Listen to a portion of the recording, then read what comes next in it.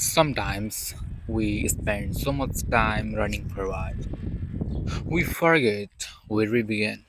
For me, it started in a small village where life moved slowly, where trees were not decoration, they were guardians. I didn't know then that nature was becoming my first friend. I remember the feeling of soil between my toes, the joy of rain falling in, and not rushing to shelter. We didn't run from the weather, we played in it. The sun wasn't something to escape, it was the light that woke our fields to life. As I grew up, I began to understand something deeper.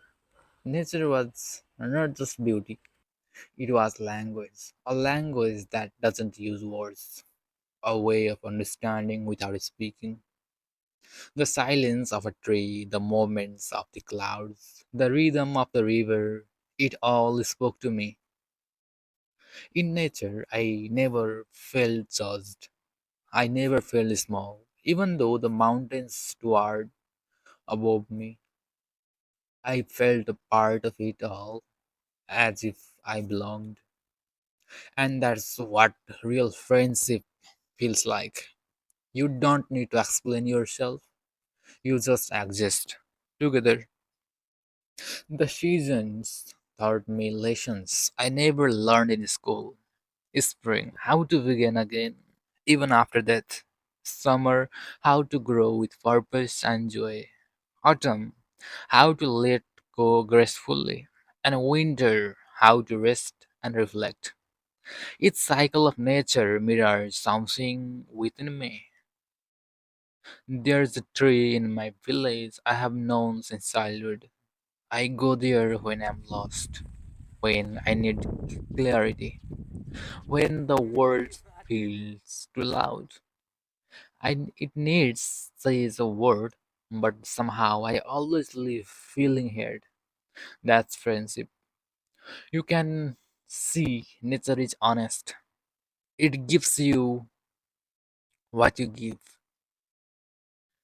If you care for the land, it feeds you. If you destroy it, it retreats. That's the kind of relationship that demands respect. And somewhere along the way, I realized we are not separate from nature. We are nature. The animals taught me simplicity. The birds taught me freedom. The rivers taught me movement without force. Each of them a quiet teacher in the school of life. All I had to do was slow down and listen. But the world changed. Screens replaced sunsets. Noise replaced silence. Speed replaced presence. And I too get lost in the rush. I forget the voice of the wind, the stories in the soil, the warmth of sitting in stillness. Until one day, life broke my routine, and I returned. Coming back to nature was like remembering a forgotten friend. No guilt, no questions, just a welcome. The trees didn't ask where you were, they just stood tall as they always had. And in that moment, I realized something. Nature never leaves us, we leave it. I sit by the fire sometimes and think our life. How complicated we make it. When nature shows us it can be simple. Grow, let go, begin again, breathe. These days, I make time for my oldest friend. I walk at sunrise, a moment of silence by the river, a gaze of the stars instead of a screen. Because nature doesn't ask for much, only our presence. My life hasn't been perfect, but whenever I have needed grounding, whenever I have needed peace, nature has been there. Silent, steady, scared. It's not just a place I visit, it's a part of my life, part of me.